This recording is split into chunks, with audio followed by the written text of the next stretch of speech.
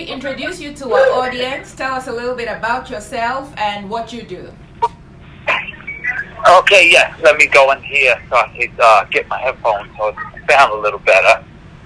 But on a personal note, I'm a vegan. I've been a vegan going on You're a 22 vegan? Did years. you say vegan? Yes. Okay. Yes. Can you be a little louder? We can hardly hear you. Okay. Let's see if I can turn this up more. How is this better?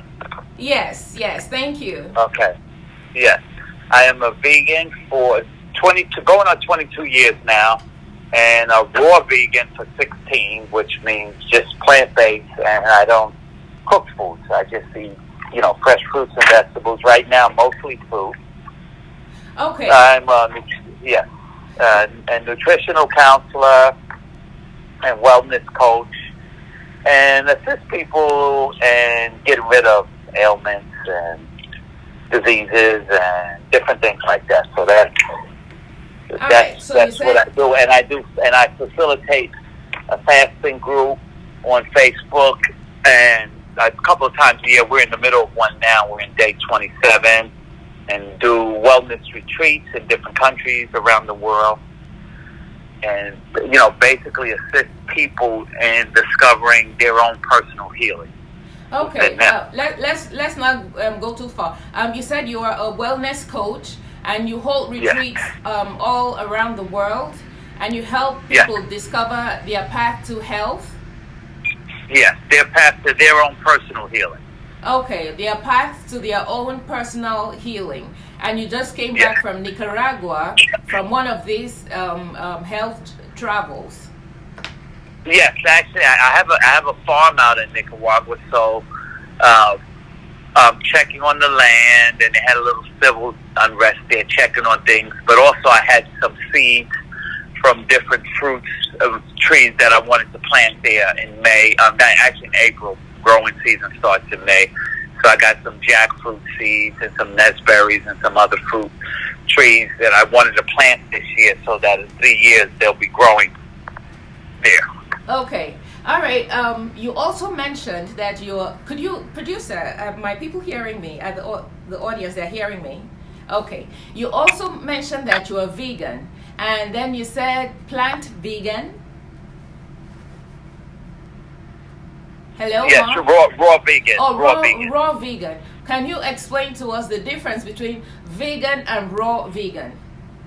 Okay, raw vegan doesn't cook their food. So then the idea behind that is the food itself has life energy, it has enzyme activity, and the vitamins and minerals and nutrients are in a certain way from the foods. And when we cook it, it distorts that, or even freezing it, or microwave it. And also it depletes the enzyme activity. And the enzymes help the foods to digest and absorb. So when we cook food, then our body has to extend more energy to digest it. And in addition, it depletes the nutritional value. Okay, now if you don't cook your food, how would you eat things like beans, which you naturally have to cook? No, and it's very nutritious. So if you don't cook, how do you eat beans, for example? And there are foods like oatmeal. Yes. Bean sprouts. Bean sprouts. So you don't eat the seedlings. No, you don't eat them. But things like oatmeal, even before you get oatmeal, the grains are really seeds, so it's oat groats. They look similar to rice, so you can soak those and sprout them and eat them that way. Okay, let me take you back to the definition of vegan, because recently we had like a celebrity cooking competition in Nigeria, and we had a vegan team. Veganism is a new concept in Nigeria, and it was difficult to sell this idea to people. Can you tell us exactly what veganism is? Like, we understand it to mean eating no meat. What about eggs? What about fish? What about no? And for vegan is just eating plants, nothing animals. So fish is still meat. It's just meat from water animals, but it's still meat. And eggs, that's still from animal eggs, dairy, milk. So a vegan just eats plant-based. Actually, a true vegan doesn't even consume honey, because that's still coming from bees, although honey is, that's a whole different thing. We want to talk about that, but it's like bee regurgitation. That's what honey is. But Okay. so a vegan just eats plant-based foods, just from plants. Okay, so you do not So believe that there are some things that are very crucial to our health and to our nutrition panel from animals, like animal-based proteins, like iron, for example, iron from liver and things like that. There are definitely some group of animal proteins that are very necessary for humans. How do vegans handle that? Okay, so iron is necessary. Iron from liver is not necessary. Just iron. And all the fruits and all fruits and vegetables have all the minerals that we need. Leafy green vegetables are high sources of iron. But also something to keep a note of, because of where we get our nutrition from, which is mostly animal food, animal protein, and cooked foods and starchy grains. There's such an inefficient way of getting nutrients that we have to consume so much of it just to get a little bit. We only need small amounts of nutrition, micro amounts of nutrition. So things like B12, people would normally get from just eating food out your garden. Just the regular bacteria that's on food when you eat, like if you're out in the country and you see strawberries, or if you just you're on a tree and you pick a soursop. It's not something or wild spinach. It's not something that would be natural to watch it. You just peel it and eat it, or just take a bite. If you pick mangoes from the tree and you're out in let's say in Nigeria, you're in places where it grows. People get mangoes from the trees. They pick them and eat them. They don't go home and wash them. So that has natural bacteria on it, which would be how we normally would get our B12. And then things like iron. Well, I want to go with the protein. So you have to get protein. Okay, we're actually not trying to get protein from food, because when we consume food that's in a protein form, the body has to break down that protein into simpler form amino acids, and the byproduct of that is uric acid, ammonia in the body, which causes inflammation, which causes cancer, which causes a lot of things. Whereas raw fruits and vegetables are already in sprouts and grasses and leafy greens are already in amino acid form, so the body doesn't have to break it down. It can assimilate it. So when we eat, let's say beef, our body doesn't take protein from that cow and now it's become protein for us. It doesn't work that way. Our body breaks everything down and assimilates it in a usable form. But it's so difficult to break down. We're not designed to have complex protein like that. And it doesn't matter if some fruits or vegetables are high in one amino acid, one's high in lysine, or one's low in this. It doesn't matter. Our body takes from the pool of amino acids we have in our body and makes perfect protein molecules for us. Okay. All right. So, still in the line of not cooking your food. Yeah. Are you not concerned about infection? Coming from rawness of food, because one of the things we teach is to really wash your vegetables and to cook thoroughly whatever food you're eating. I know you talked about enzymes that may get broken down and not function well in the system, or the foods lose their nutritional value, but you also talked about going to the tree and picking a mango and eating. How about at least washing it? No. Well, it's not dirty. It's not dirty. Like there's not a reason to wash it. It's not dirty. It's fresh off the tree. It's the way it's designed to be. You have all the other animals, even the animals similar to us, all the other primates. They're not washing their food.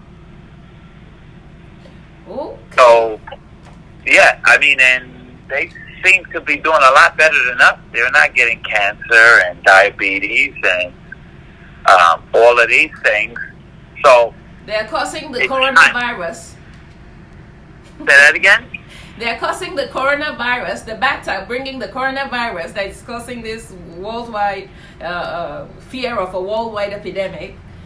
Some of their viruses get transferred to the humans, and we have issues. So, viruses don't live in a highly oxygenated body. What did you say? And I'm sorry. Viruses, they do not live in highly oxygenated conditions. Okay. So that we're keeping viruses is because our body is acidic and it's not, our blood and it's not oxygenated. So we're susceptible to viruses, whereas if our immune system was better and we had to oxygenate, like even, in different parts of the world, they cured diseases like hepatitis, HIV, with ozone therapy. With what? And hyperbaric oxygen. Okay. High oxygen content. But we can actually provide that from ourselves by eating very alkaline food, rich in oxygen. Example of alkaline foods would be what? Ripe, fresh fruits. Ripe, fresh fruits. Yeah, fresh fruits. So like orange, let's say citrus fruits, are not acidic to the body. When we call it acid fruits, we call it relative to other fruits. But citrus fruits like oranges are extremely alkaline. Okay. So those are good sources of to alkalize the body, to oxygenate the body, and also they have sunlight in them.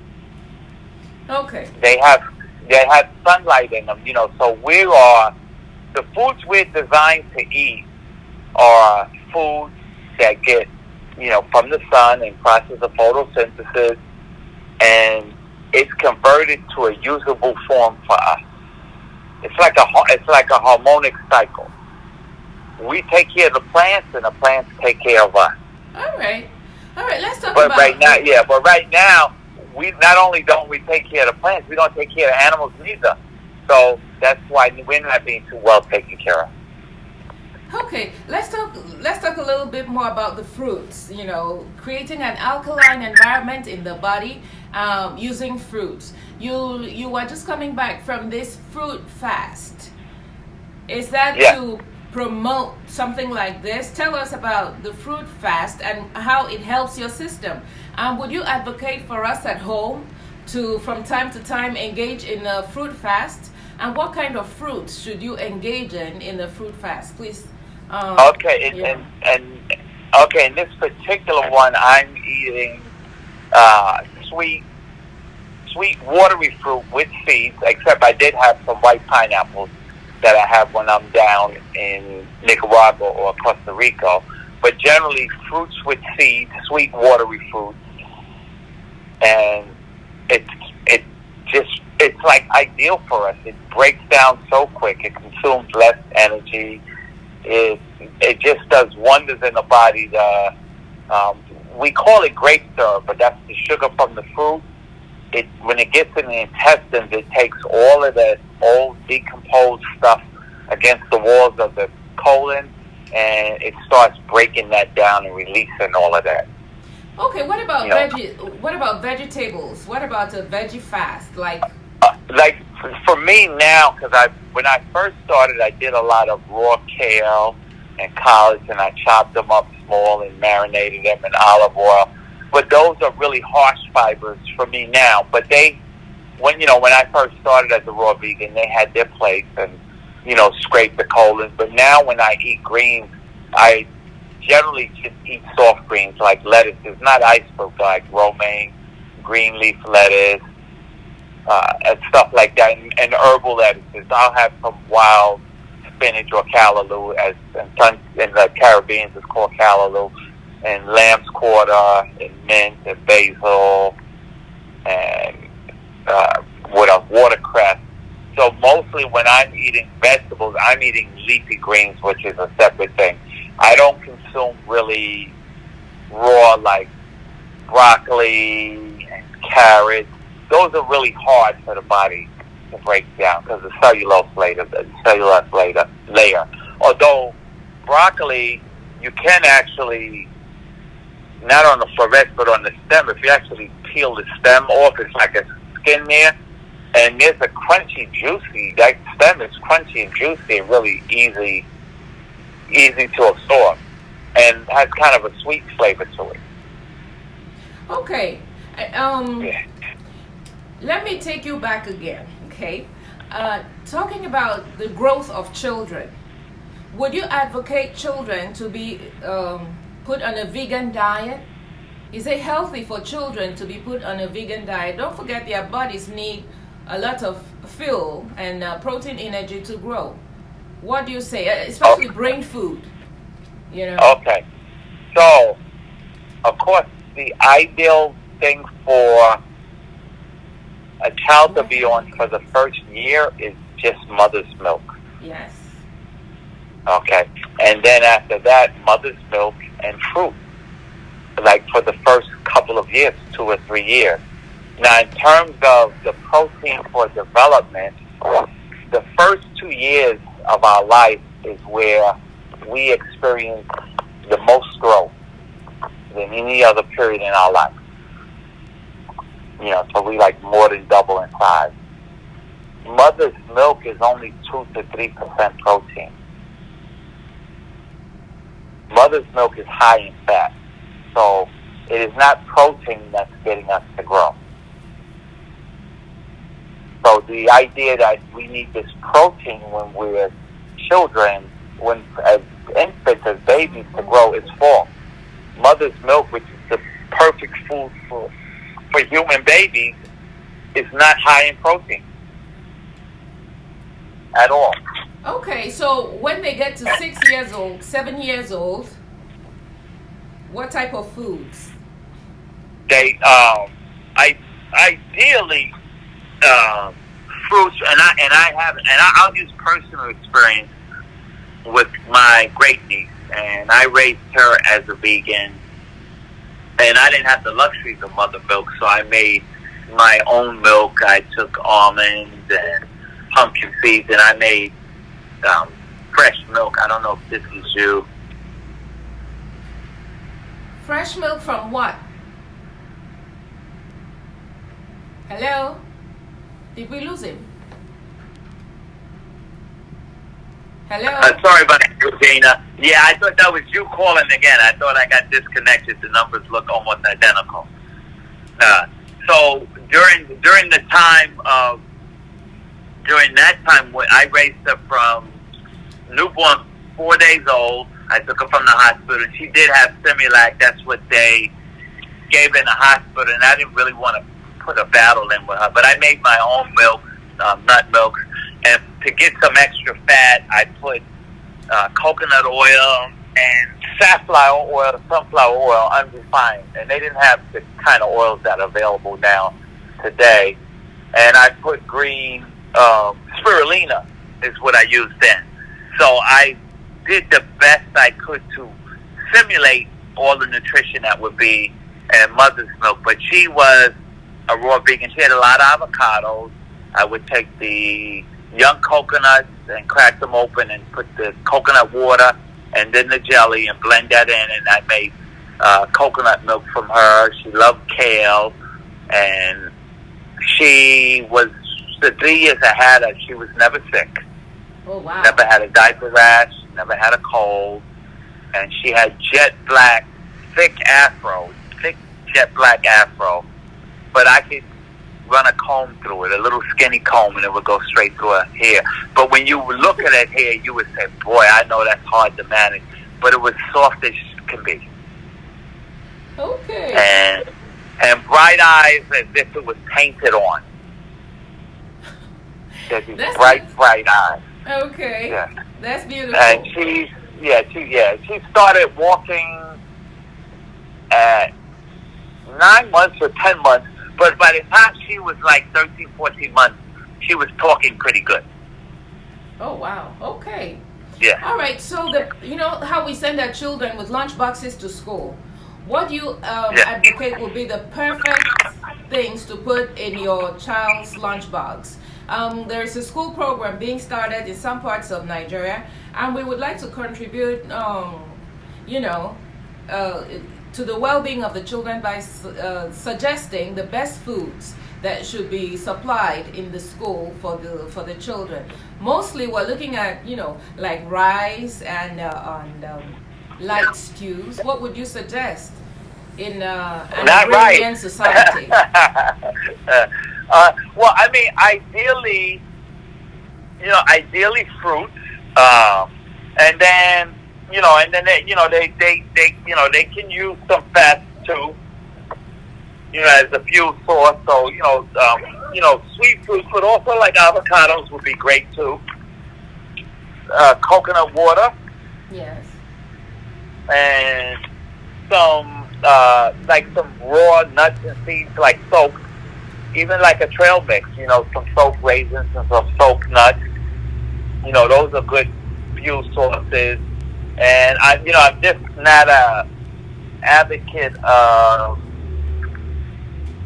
animal food because I just don't believe in. I don't that we need to, like, if we're not eating animal food, we don't need to replace what we're missing by not having animal food. Okay. Because there's not. So that's the main thing, is like trying to replace something where there's nothing missing. There's nothing missing. Okay. So let me take you to another age group. Okay. The teenage boy and the young man and the teenage girl and the young female. Okay. At this point in their lives, their bodies require a lot of fuel, so that to support the growth spurt, the growth processes, and support their high energy lifestyle. What kind of foods do people in this age group need? Okay, so if we're talking fuel, and when I'm going to say fuel, I'm going to say calories. Calories. Right? Okay, so of course fruit is going to be the highest in calories. Okay. Yeah, stuff like bananas and since you were talking about, in your area, you'll have bananas there that are not as hybrid as like what we get in Kansas State. You'll have the little red and the yellow bananas, the smaller ones. So, they're more dense in nutrition. So fruit is good, and some fatty foods like avocados, but also some nuts and seeds. And they don't necessarily have to be soaked, because if you're picking, let's say, pecans or walnuts from the tree and you're eating them, what about then cassava? they're already moist. They're already moist. And because of what it takes to get them, what it takes to actually crack open a nut and eat it, it's kind of obvious that we're not supposed to be eating a lot of it. Mark, in a country where people do back-breaking work, where people are out under the sun sweating buckets, where people have to do a lot of manual labor, bananas won't cut it. Bananas and avocado won't cut it in terms of high calories required for high energy jobs and things like that. What about cassava? Okay. So that's based on an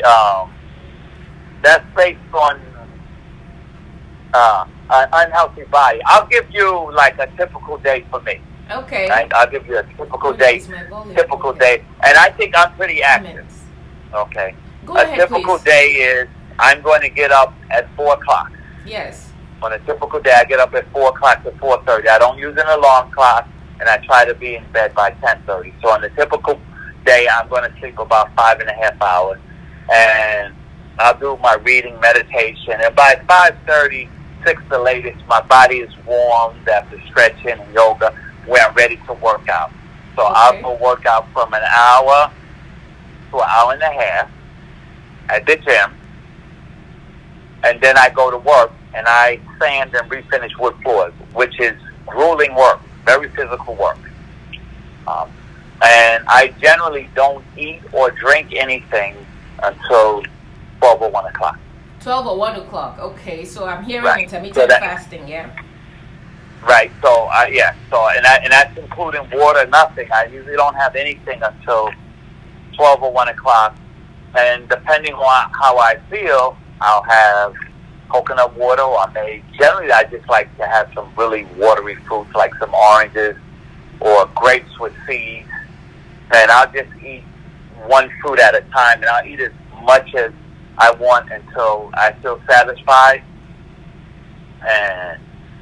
and then I keep going, and then at the end of in the evening about 6 or 7, I'll have some more fruit. Sometimes I'll make a salad, and that's it.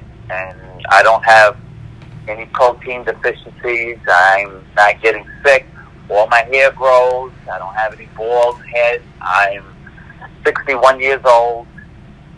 I'm in better shape than most people 20, 25 years younger than me. I don't wear glasses. My vision is perfect. Okay.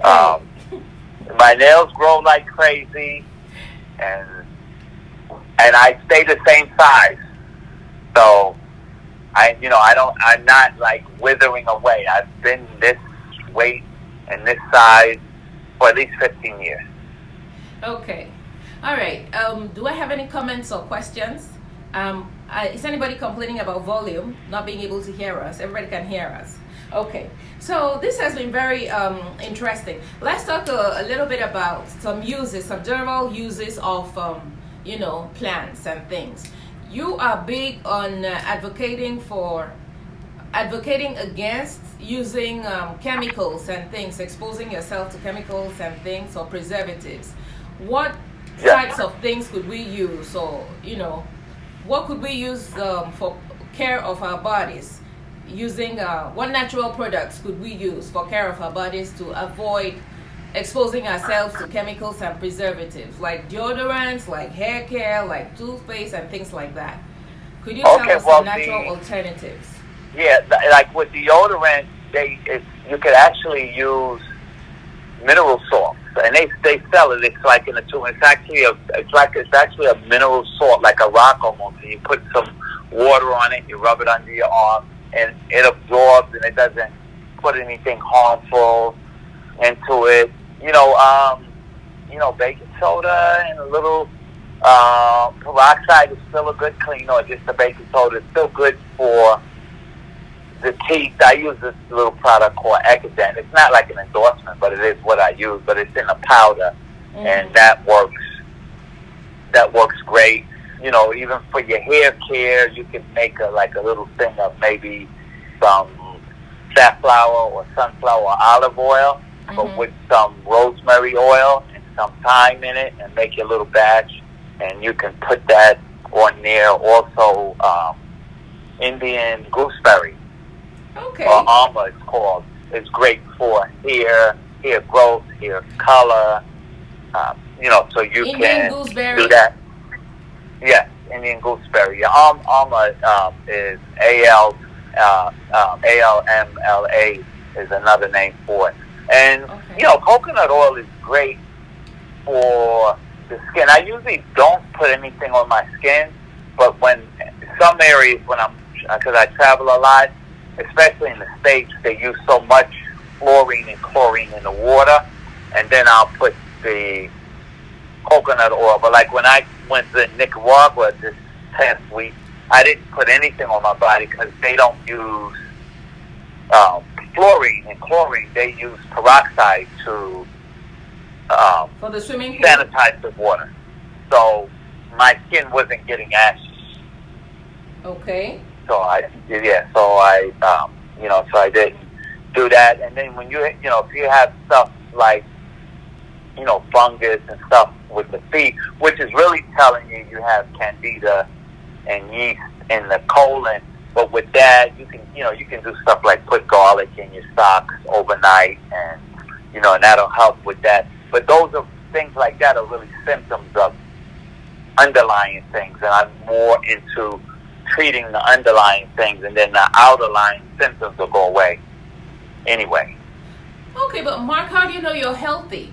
Do you go to the doctor? Do you have yourself checked out? Do you have colonoscopies? Do you have the screenings, the recommended screenings for someone yes. at your age? Yes, but the screenings don't make me healthy. But usually when I get by, let me see, it's been almost a year, so it's time for another physical. So usually when I do the physicals, they want me to do them more than once because they don't believe the reading. This is the normal conversation I have. Is we want to do it again because the cholesterol showed really low, and that doesn't sound right.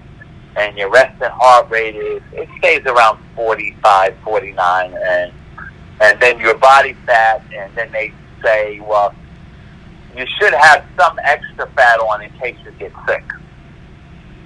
So and I guess that makes sense. Not to me, though. So I had that. I went to my dentist in Nicaragua, and I have a huge cavity that I've had as probably since my 20s.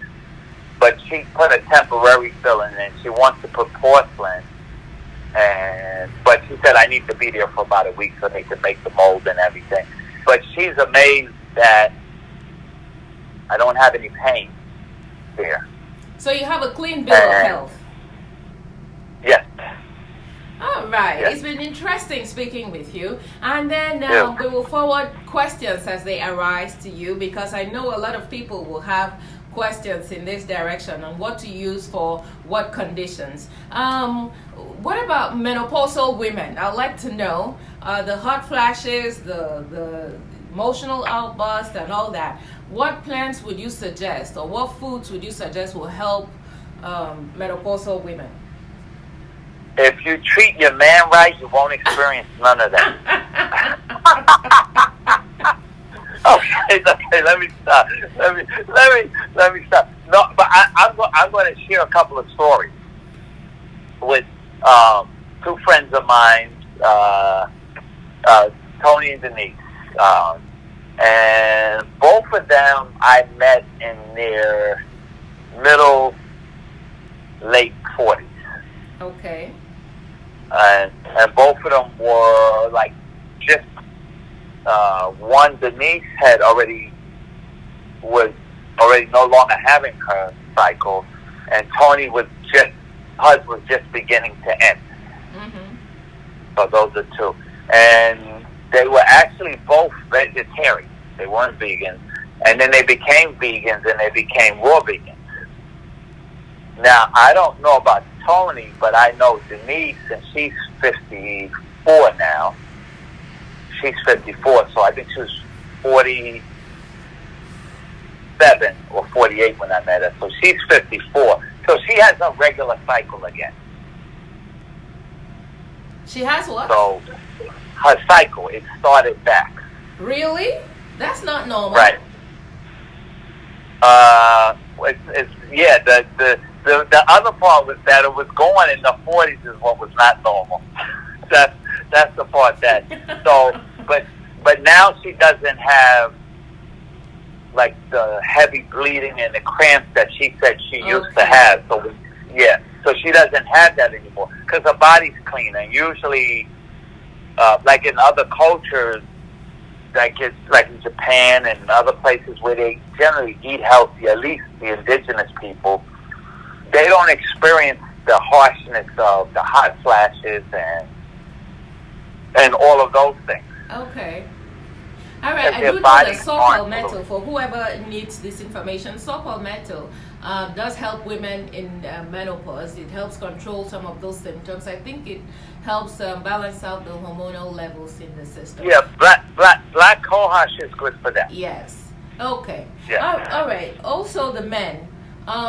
What would you? What plant-based foods would you advise to help men with infertility or help men be virile? Last week we were talking about male reproductive health, and a lot of people were asking what foods they could eat to help them stay virile or be fertile and things like that.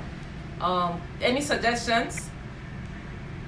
Okay, and most of the men with like functional and erectile stuff is because Erectile dysfunction. We talked about that. Right, yes. right, because their arteries are clogged. So Okay. that's why, for the most part, that's coming.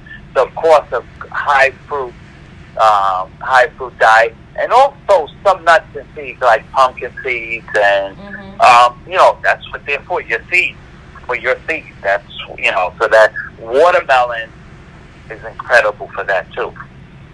Okay. Now, a lot of fruits will not like hurt your teeth. Like it's acidic. Wouldn't it affect your teeth? No. The fruit, no. Okay. It's not like things like lemon juice or things which you're not eating as a food. Like that can help the enamel, but no, fruits will actually they don't affect your food. But fruits are not designed to eat with other foods. That's the key thing.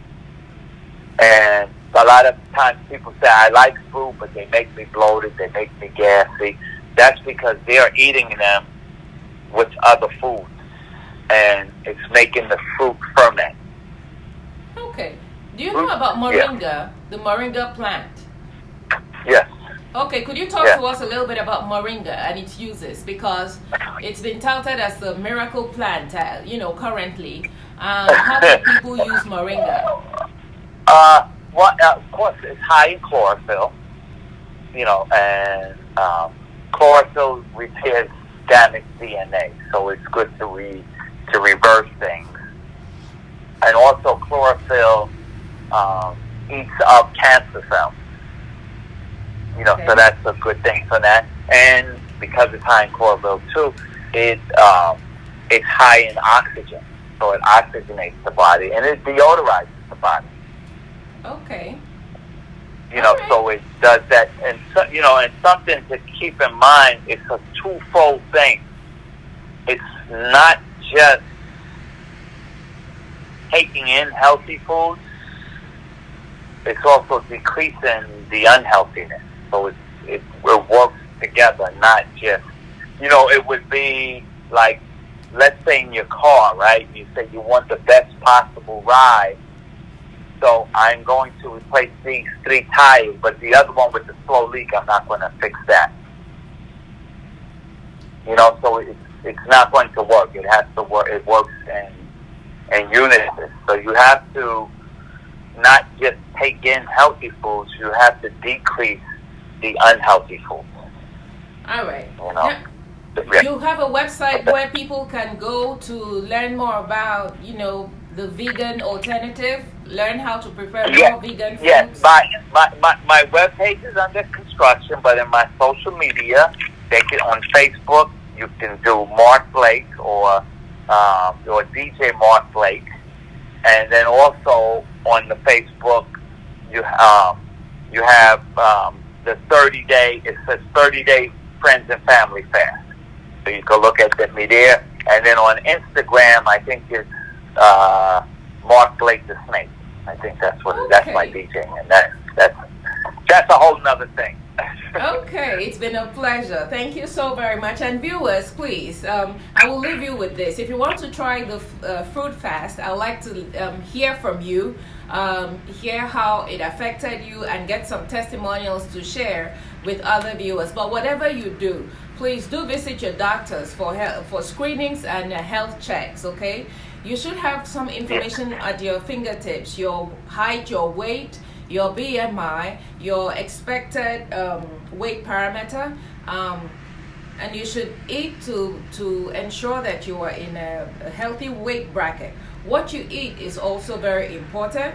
Foods closer to the ground, foods that are life, bring you life. If you can do the vegan choice of diet, it will be a good thing. Don't forget to exercise. Diet and exercise go hand in hand to keep us healthy. And as we're nourishing our physical body, let us also nourish our spiritual bodies, like meditation and taking out a moment to distress and to calm yourself down and to pray. So, Mark, we want to say thank you very much for spending time with us this Saturday morning. And of course, we'll be reaching out to you with more questions and requesting for information on this diet alternative. Thank you so very much. Okay. You're welcome, and my pleasure. You'll have a great day. Thank you. Okay? And for the rest of you, I'd like to say thank you, good night, and God bless. Thank you. Bye-bye.